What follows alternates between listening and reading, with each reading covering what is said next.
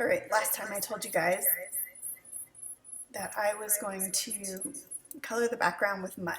So that's what I did. I took it outside and I made some mud and I painted all around the background here. Then I let it dry and put it on the grass and scraped it off with a rock and then just kind of rubbed it on the grass a few times to get the dust off of it.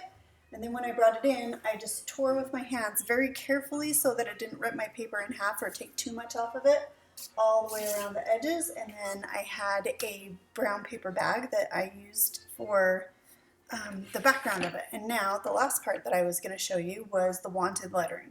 So I've got this that I made from Materials Box. It's 3 inches by 11 inches, and then I put a Sharpie line in the middle of it so that I had my halfway point. You can just use a ruler if you want to, but this, I've been using it a lot, so it was helpful for me to have a template. So what I'm going to do is at the top, I'm just going to do a light line across the top of it and one down at the bottom of it, and then a dot at the middle on both sides so that I can line that up and lightly do a line across there.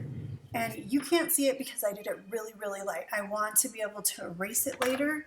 I don't really want to be able to see my pencil lines drawing through my lettering.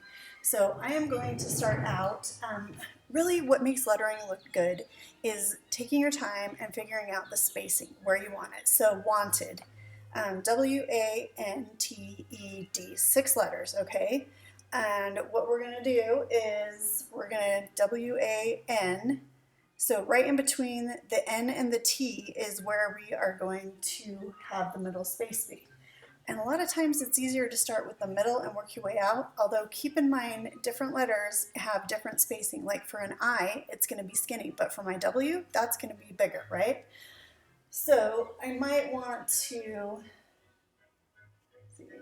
a lot of times I'll just go like W-A-N-T-E-D.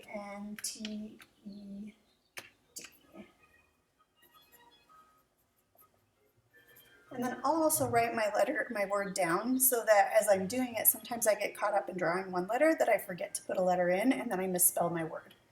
So W-A-N-T-E-D.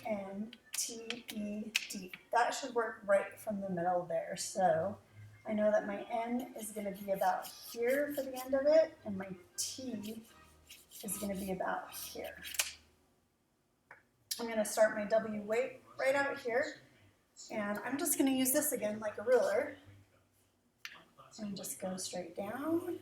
So W.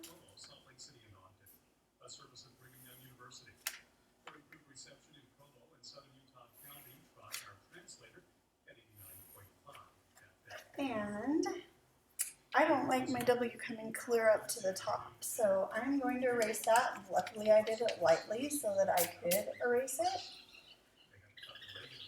I'm going to have it come up above my middle line though. I want it to come up a little bit, and I'm just going to sketch it in where I want it to be. And then for the A, I'm going to start out with, I got a book with some letters that I can show you, but you can also Google Old West lettering and you'll come up with some really cool things. But what I want to do is I want it to have that line that goes across the top, kind of like a tabletop. So something similar to this and going down. So I'm going to start with that and then draw it down. That is going to be over too far though. I'm not going to get my end there, so I've got to move my A over. I'm going to sketch that out.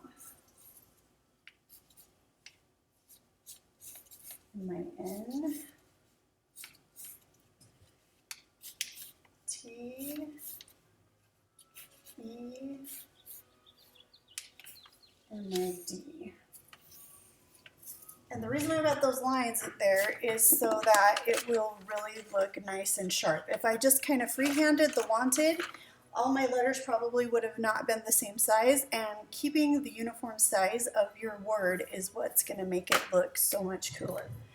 So at the top, now the cool thing about these kind of markers is I can use the fat side to get a fat line, or I can use the tip to get a skinny line. And I know at the top of my letters I wanted that table look, so I'm going to take a flat and go across like that for my W. and then go down with the skinny. This marker is almost out, but that'll just add to the Old West look, won't it?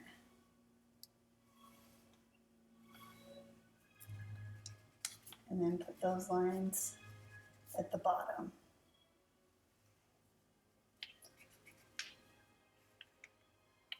So now this one goes over the top of my mud paper. I don't want to put my Sharpie on the mud because the mud is going to get into the felt tip of my Sharpie and make it work even less. So I'm just going to pretend like my letters are behind it there, and I'm not going to do that.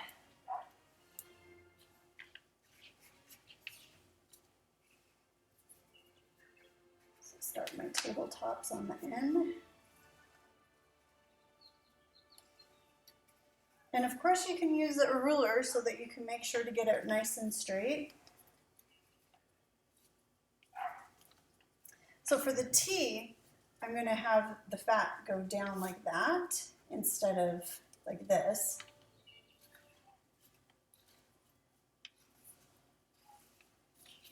And same with the E on this side. They're going to be right here, going in towards the center line, but on the part that's on the center line, it's going to straddle it. So part of it's going to be above the center line and part of it's going to be below the center line.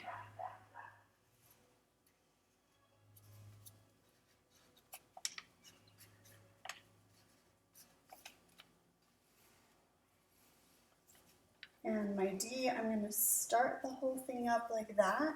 Then I'm going to come back a little bit so that it goes back, and then I'm going to go down and up on the bottom part.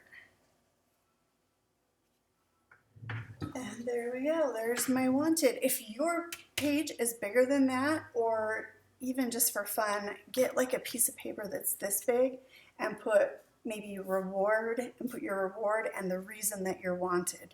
So for this one right here, maybe it was he didn't study his notes first before he took his test, because he could have done better if he would have studied first. Okay, or maybe yours is you didn't unload the dishwasher, or you didn't clean up your room, or you didn't put your clothes away. Whatever your parents yell at you the most for, or you get in trouble the most for. And if you're perfect, then just put on what you were perfect for. I'm always kind to my brothers and sisters. Reward is given to me, or some fun thing like that. So be creative, have fun with it. I'll talk to you later.